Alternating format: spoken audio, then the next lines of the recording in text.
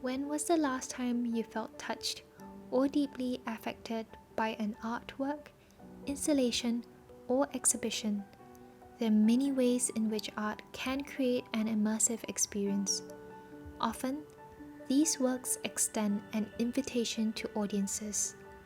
Enter a space, interact with the work, and complete the narrative. Audiences might become participants in an activity. This could take the form, for example, of an artist choreographing how audiences move through their installation. An artist might also have conceptualized a work with touch and interaction in mind.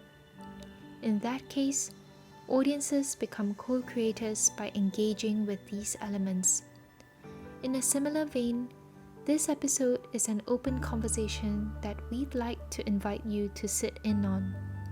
I'll be speaking to Clarice Ng, an artist whose works center these tenets of relationality.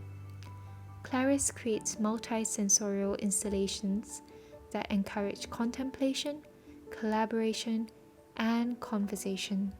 Creating this kind of conversation allows me to feel more connected and to also acknowledge that the art exists beyond just me and my practice. It also can exist in other people's lives, and I also want to invite them into this dialogue because I just feel like it's a lot more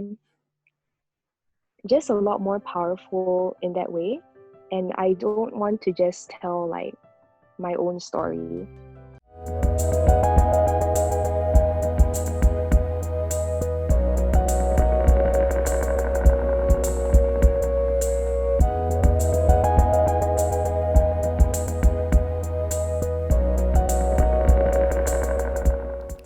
Hello and welcome to another episode of Mushroomed, a podcast hosted by the Singapore-based online platform Object Lessons Space. My name is Joella. I'm the founding editor of the platform and your host for this podcast. I first came across Clarice's works by way of a small publication of hers. It was a slim and small book that you could probably finish reading in one sitting. Clarice describes the work as an open letter addressed to the reader, an attempt to bring comfort to those in need, and asks that the reader reads it in solitude. The book is filled with simple, line-drawn illustrations. On the cover page, a person lies in bed with the duvet pulled up to their chin. A darkened blob sits at the foot of the bed. Both figures look exhausted, drained, and in need of rest. In many ways, that sets the scene for the rest of the publication, which speaks to the reader in a soft, gentle voice, beckoning them to take up space and to not rush time.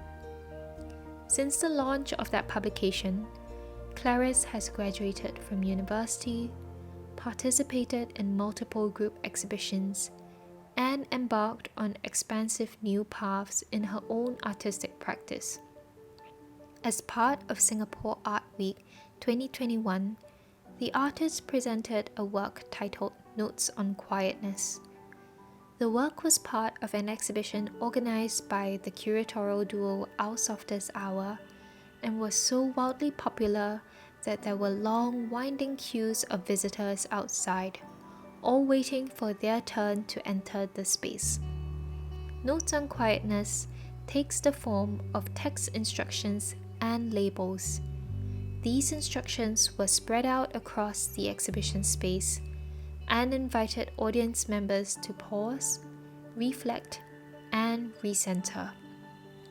Instructions include: come near, be still, close your eyes, listen closely, allow your mind to drift to a memory. The work also invited audience members to sit down, lie under a table, or look up at the ceiling above.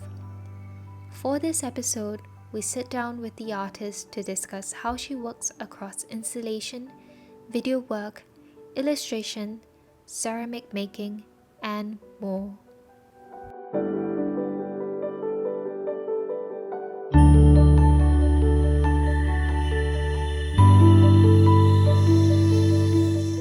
It's been an incredibly busy time for you, and I was hoping we could start our conversation with kind of a moment of pause and hopefully to speak to the networks you find yourself embedded within. What would you say your earliest or most formative experience with art was?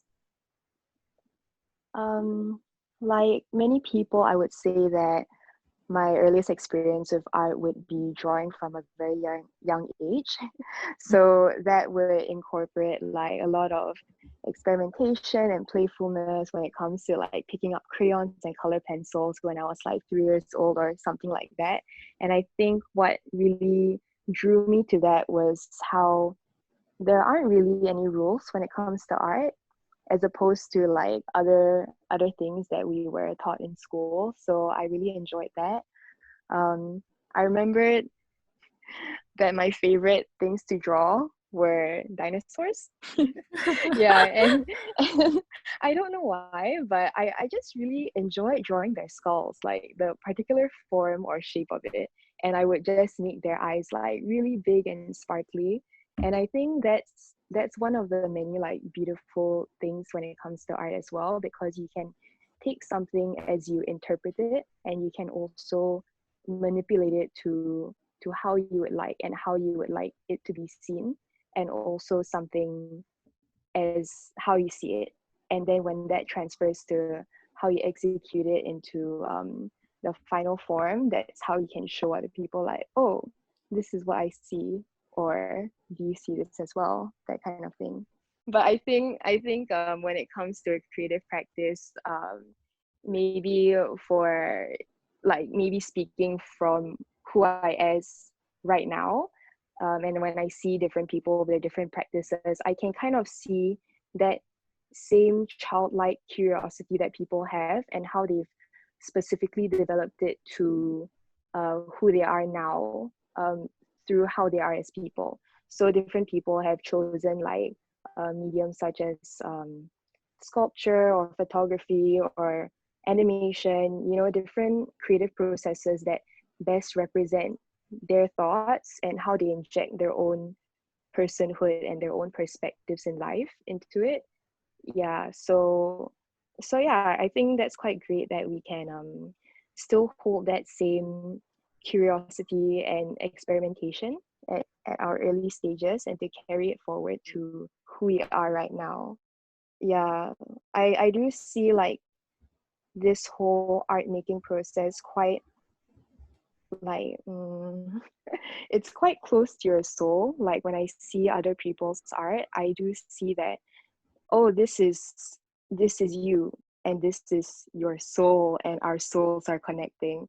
It sounds very deep, and it might not be that deep actually, but I do see in a very like sacred way almost. Yeah, Mm, yeah. So that's yeah. really it's really interesting because I think in particular it does seem like for many of your works, I think particularly with the recent iteration at Singapore Art Week, which we'll come to later on in a conversation, it does feel a little bit like you're looking or encouraging people to either look into their own souls or look into each other's souls. And a Mhm. recurring theme that I've noticed across your practice is this intentionality around creating safe spaces. And it's evident with the care you take in making your work, but it's a sentiment that you also extend almost as an invitation to viewers or listeners. I was wondering if you could tell us a little bit more about how you began incorporating elements of comfort and assurance within your work and why it continues to serve as a guiding star of sorts for you. um yeah, so I would say that all of this started maybe with my very first project, which uh, you know of. Mm, The small book, it's a small A6 book entitled To You Out There. And I think this was the first project that really encapsulated what you just mentioned, of kind of creating this safe space and offering it to the person who is receiving or experiencing the work. So how that specific piece came about was, um, it was very much a message that I needed to hear for myself. And mm, also, looking at the people and the spaces around me, I felt like it was also much needed to, yeah, the communities around me as well. So I thought it was just very apt to create that at that point in time. That was when I was maybe 16 or so, 16 or 17. Yeah, I remember So you were still in yeah. school, you were still Yeah, at SOTA yeah. at the time, right? Yeah, I was. Yeah. That was actually, it was close. It was probably closer to 17 because that was during my IB years. Oh, Yeah. okay, yeah. So yeah. With that, I think a prominent experience that pushed me to create this, maybe more specifically this book, but it also carries on to future projects, was that I went to the toilet when I was in school. I went to the toilet and I saw one of my classmates there, and she was crying. So I wasn't very sure how to respond, and I didn't, and I was like not extremely close to her, but we were friends. So I just sat next to her, and I asked like, "Oh, are you okay?" And is it about this or that? But I also didn't want to pry too much as well. So I just offered her my my presence for that period of time, and afterwards I also gave her space to, just be in the whatever she was experiencing at that point in time. So that was quite significant to me because it made me think, how can I offer the comfort or assurance that I wanted to offer without making it too intrusive? And because I really did want to help her at that point of time. So it kind of made me think that the book for that project was the most apt way of facilitating that connection or conversation where it's like, this is the message I want to say to you, and here it is. And also Yeah. the nature of reading a book is also quite personal as well. It's just between you and the author and no one else, because it's very much an individual experience. So I think that was one of the more formative, um, yeah, experiences I've had, and it was quite significant in my decision making processes of what works to the messages that I want to convey to other people, where it's very much individualistic, one-to-one personal process. Yeah. So yeah, I would say that creating safe spaces are quite important because I do want to capture people in an environment where they can feel vulnerable, and they are at a headspace where they are receptive to um, whatever message I'm conveying, depending on the project that I'm producing. I think that just facilitates an experience that just allows them to just be and feel and respond, I would say. Yeah. Yeah, I remember reading to you out there. I think it was one of the because it's such a small little slim publication, and I think it Mm-hmm. I mean I'm sure it was intentional almost to have it be that size because you hold it in the palm of your hand and you really just cup it really nicely. And I remember being struck by this really quiet, assured tone that the publication had. I think what this publication offered up was such a beautiful kind of response in the sense where you are asking people what they needed to take the space that they needed and to engage people in that conversation as you talked about a little bit earlier. And I wanted to, I guess, talk a little bit about that particular invitation to Mm-hmm. facilitate conversation, to sit with people, because that seems to also take up quite a prominent kind of role within the way in which you put together work, regardless of the media that you work in as well. Within your work, why would you say the act of facilitating conversation is crucial?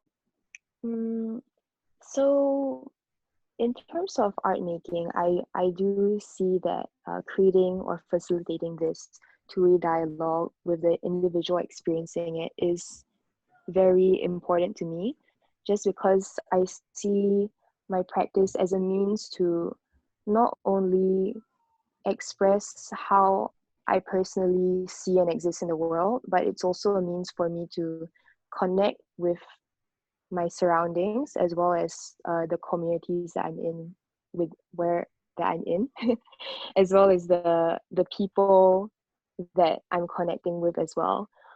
So creating this kind of conversation allows me to feel more connected and to also acknowledge that um, the art exists beyond just me and my practice. It also can exist in other people's lives, and I also want to invite them into this dialogue because I just feel like it's a lot more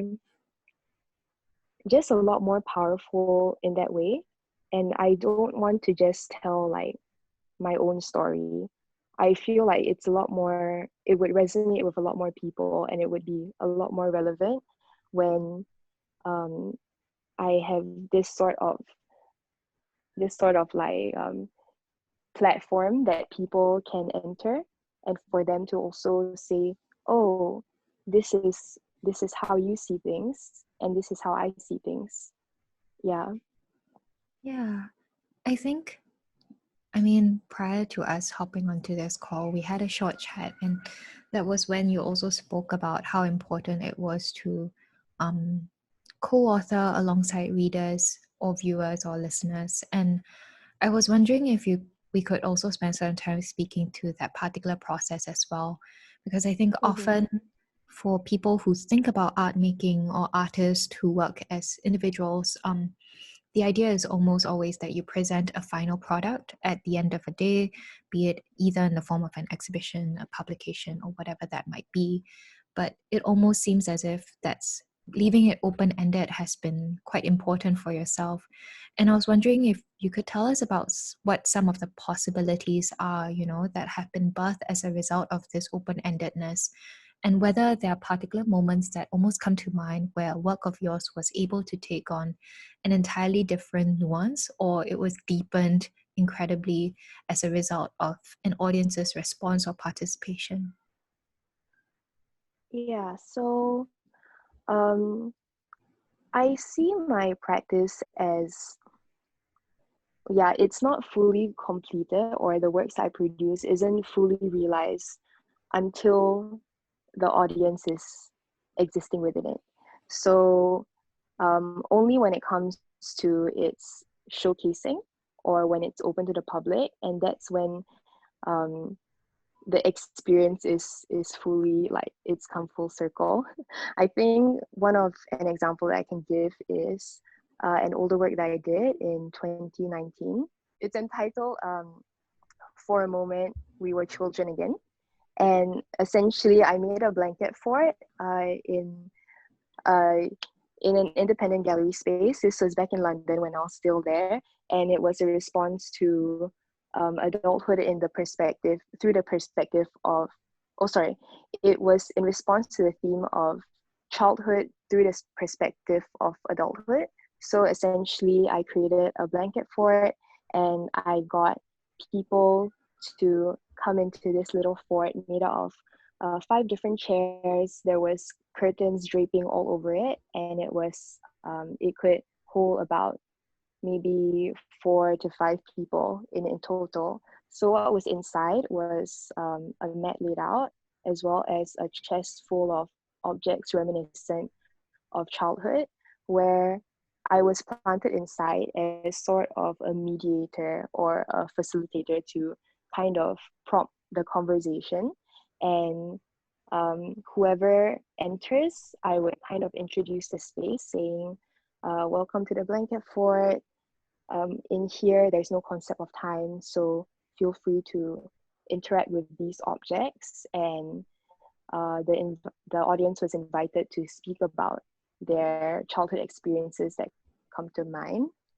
Yeah, when they've played with these different things. So what I've included had a multitude of um, items in it. So it ranged from children's storybooks to soft toys to scents like aromatherapy, um, medicated oil because I quite like that. Like that was a childhood scent of mine.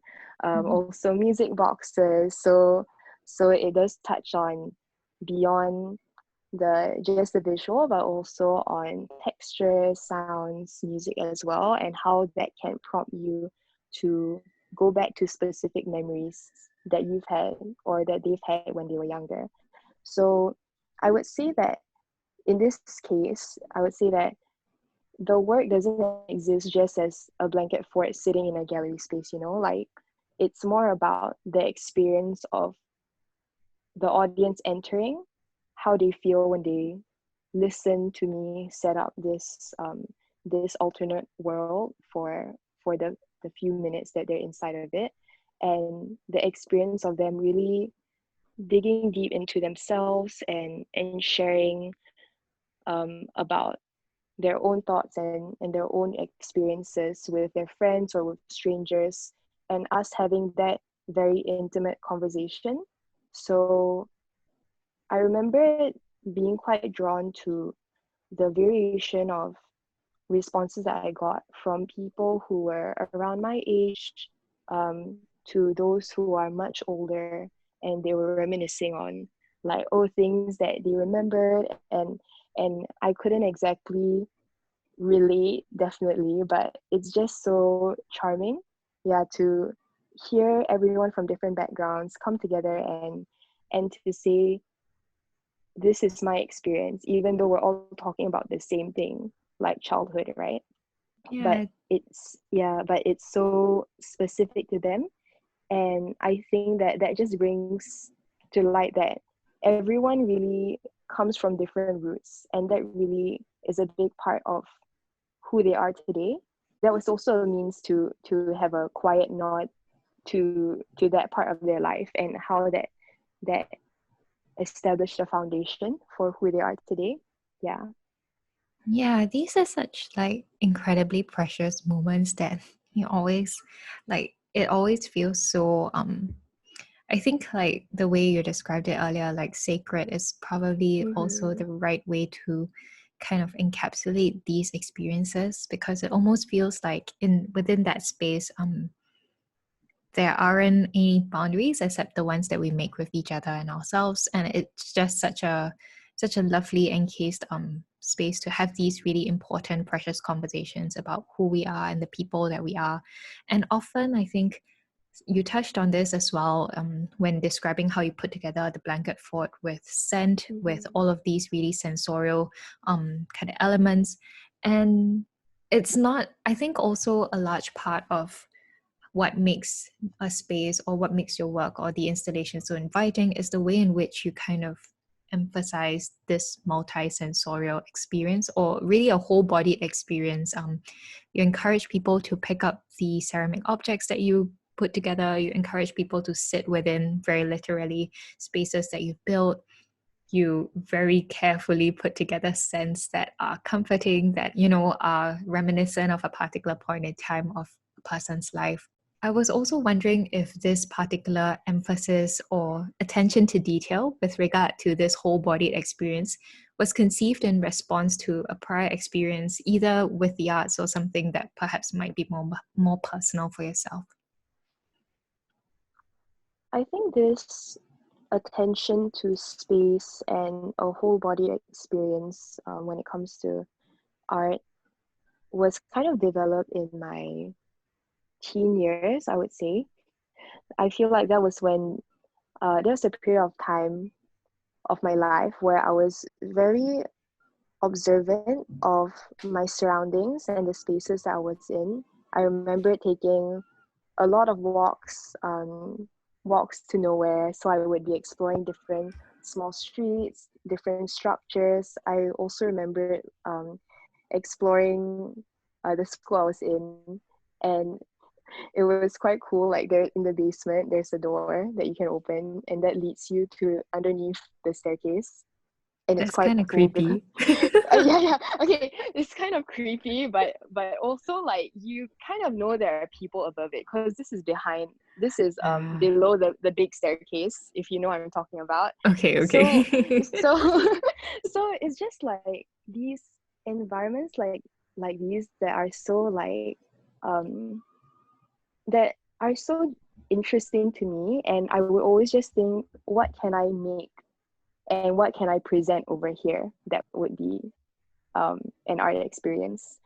It would be very dependent on like what I would actually make, but I think I've always had that kind of thought process of creating things that would exist in the public or through everyday experiences almost. So yeah, um, I also do have this very specific space that I enjoy being comfortable in at home. So, and I think that translates through a lot of my installations, actually. So I feel like this is just me lifting the space that I'm comfortable in, like in my room, Mm. and putting it into the installations. So I would say that it would be a very comforting dim light, warm light as well, and like just imagine yourself being in the cleanest bed sheets, and it's very cool, like no one is sweating. You just feel so comfortable and one with yourself, and I feel like that's when I can be the most introspective, and I can be the most reflective of taking stock of where I'm personally at in life. What do I want to do next? Like, like journaling a little bit, that kind of thing. So that's also when I start crafting out my ideas when it comes to creating new projects as well, because I feel like that's when I'm most deep in thought of how do I want to um, proceed with certain ideas, how do I want to connect with different people. And I think that that kind of environment really facilitates that quite well for me. So I think that, yeah, those few very personal experiences that are just kind of reflective of my world is just how I've come to these conclusions. It Mm-hmm. almost always seems as if there's this ambience and this atmosphere that you strive towards creating, and the media and the materiality of how this comes together is something that perhaps is also a constant process of like seeing what works best in order to fit what you have in mind for a space. And because you work so deftly across so many different medias, like you do illustrations, you do sound work, ceramics, you also Mm-hmm. put together these amazingly immersive installations as well, and often you incorporate multiple of these elements within a single work too. And so I was wondering if you could tell us a little bit more about your approach towards materials and how that process is like for you when you're bringing these media together when making works. Yeah, so creating multi-sensory experiences to me are quite important because I feel when it comes to art, the most memorable works to me are those that are the most engaging, the most inviting, those that really put you in a space where different senses have been piqued, essentially. So that's how I've chosen to translate those similar elements into my own works. Um, I have this framework that made I've made for my personal practice. It's kind of a method that I think works best for me. Is that I consider 5 different elements, and these are based on what I feel I resonate with the most, and what I think would work best for my personal projects as well. So that would be the core of it would be the visual, like because I am mostly a visual artist. Secondary elements that I would incorporate in would be text as well as sound. For text, I feel like language is something that allows you to speak to someone else without being present. So that's quite relevant to my recent work, Notes on Quietness. For sound, it's something that is quite immediate, where you can really bring out a certain emotion in someone just by a melody.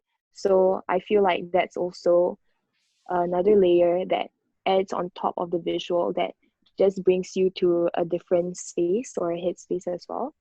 The last two kind of tertiary elements that I consider would be social and spatial elements as well. So all of this together creates the multisensory experiences that I produce, and I kind of use this equation, this little equation, to figure out, okay, with what I'm making, which works best for this. Yeah.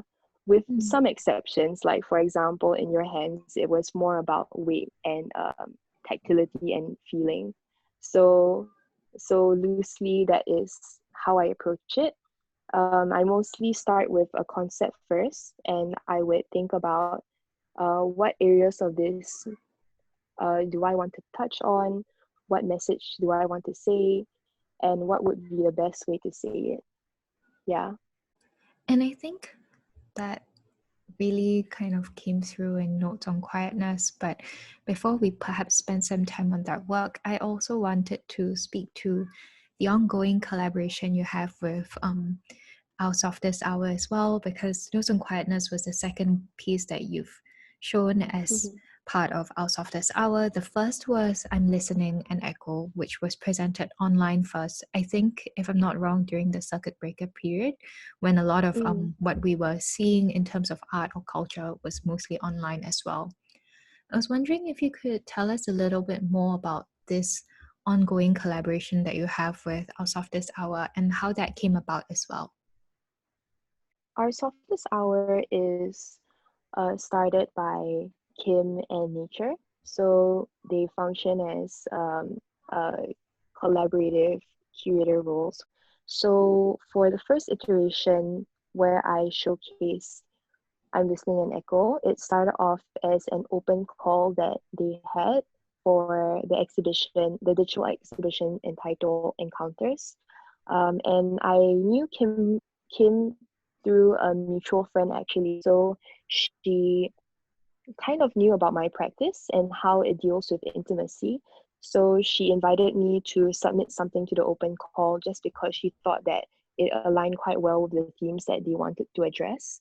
So I submitted two different proposals of two works, and the first one would be I'm Listening and Echo, and the second one is actually Notes on Quietness, where it only existed as a proposal, but eventually, instead of doing both of them for the first exhibition, we kind of split it where the second one came about. It surfaced more in Singapore Art Week, yeah, a few months later, which I think worked out quite well in the end because Notes on Quietness, I think, um, works well as a physical exhibition. Yeah, it works well as to exist in a physical exhibition as well as a digital exhibition, and that was most um, it would be the most suitable piece to discuss how we shift between digital and physical spaces when it comes to art experiences. With Notes on Quietness, the work almost seemed like an instruction manual, so to speak, that encouraged or nudged readers towards moments of softness or care. And you included texts such as verbalize your thoughts as you think them for a minute straight, and an unfiltered reflection of thought, repeat in front of someone else. For those who are familiar with you or your works, I'm sure that they would have been reading those texts in your voice as well. But I wanted to, yeah, Oh my gosh, that's I'm so sure, funny. You I'm sure guys they would have remember heard my it. voice? I'm sure they would Yeah. have heard it. Because Yeah. it was such a personal touch, and I wanted to talk about that as well. Because why did it? I think in some, of course, it makes complete sense. But I also wanted to get your thoughts on this, as to why it felt right in that moment to be speaking to readers or the audience in such a direct manner, and sort of inserting that personal touch into this work. Especially with the backdrop of Singapore Art Week, which tends to be quite frenzied with the number of things that are going on, the number of happenings, number of shows. Why was that something that you felt was appropriate, right, for the moment?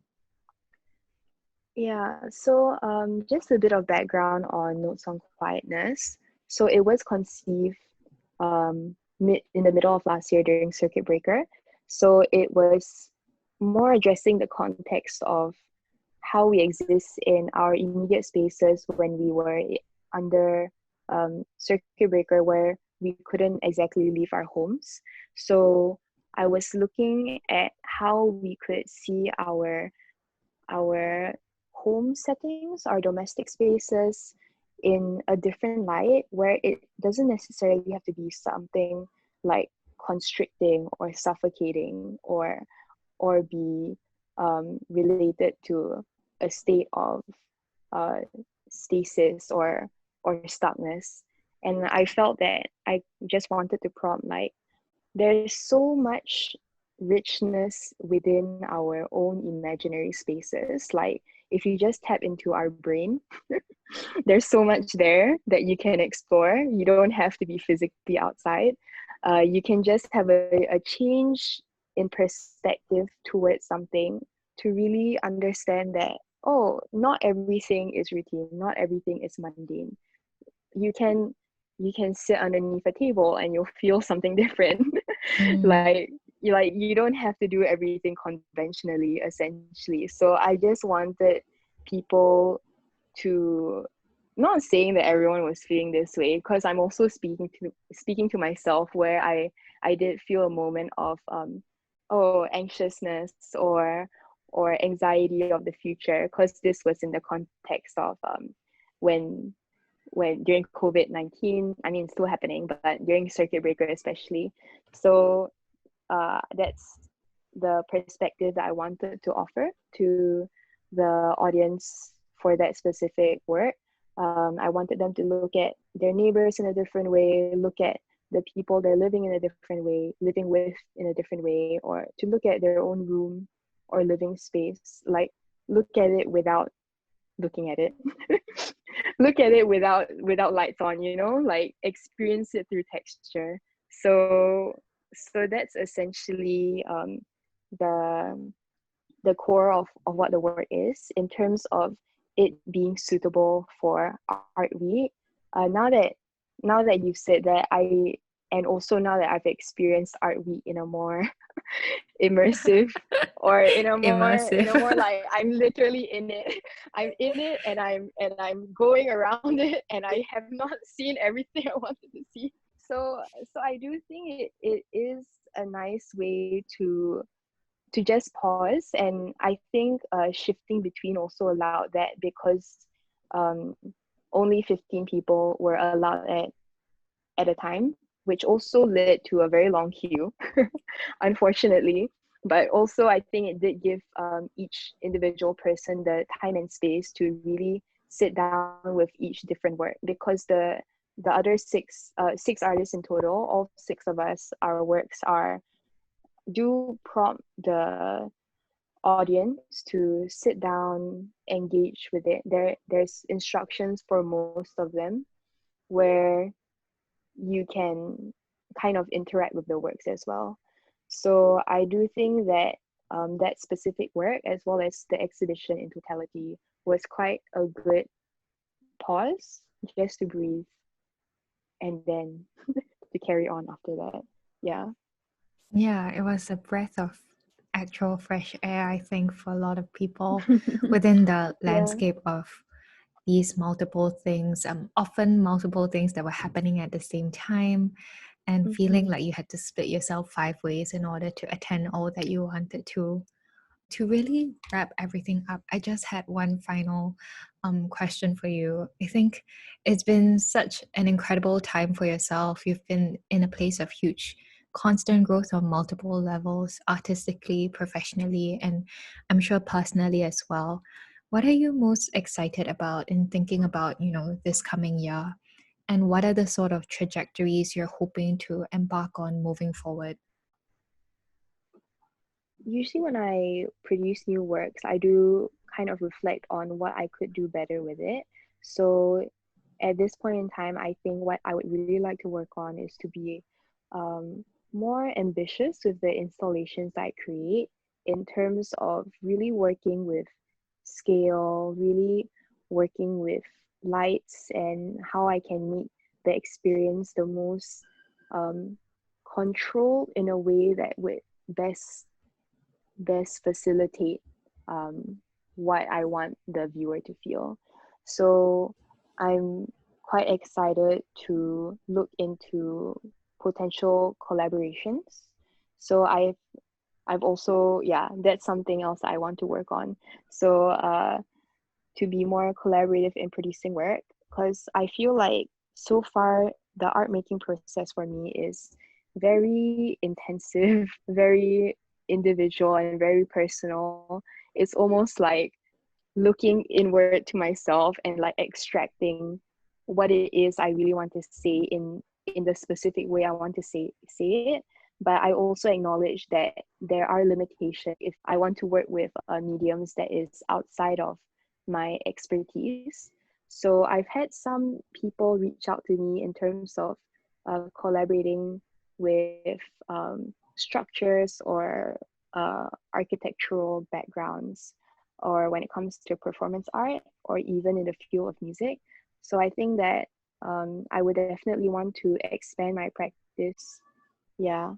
I'm also interested in creating more public art and to work with communities, because so far a lot of the works that I've showcased in Singapore are within the realms of gallery spaces, and I'm very grateful for that, definitely. But I also do want to explore alternative spaces and reach communities that are beyond the traditional profile of a person who would go to an art exhibition.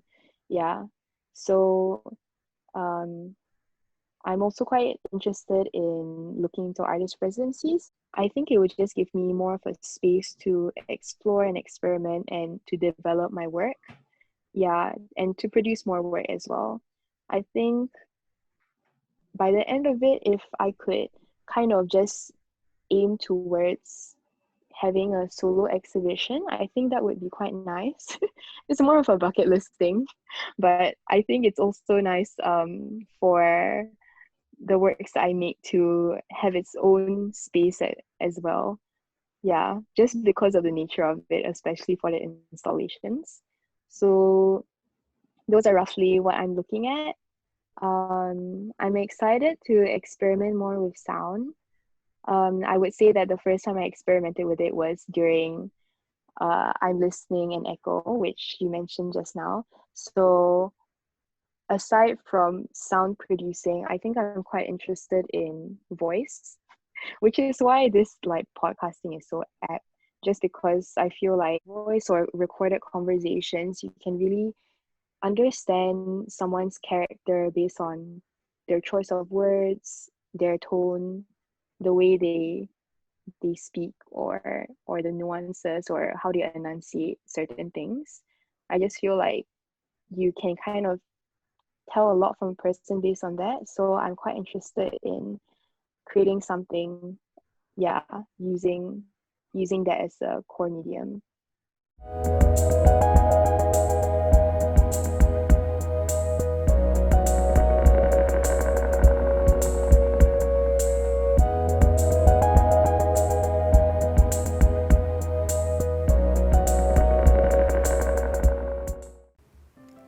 Clarice Ng is an artist whose practice explores the intimacy that exists between the artist and the audience by facilitating multi-sensory experiences through the manipulation of text, sound, social, and spatial elements into visual forms.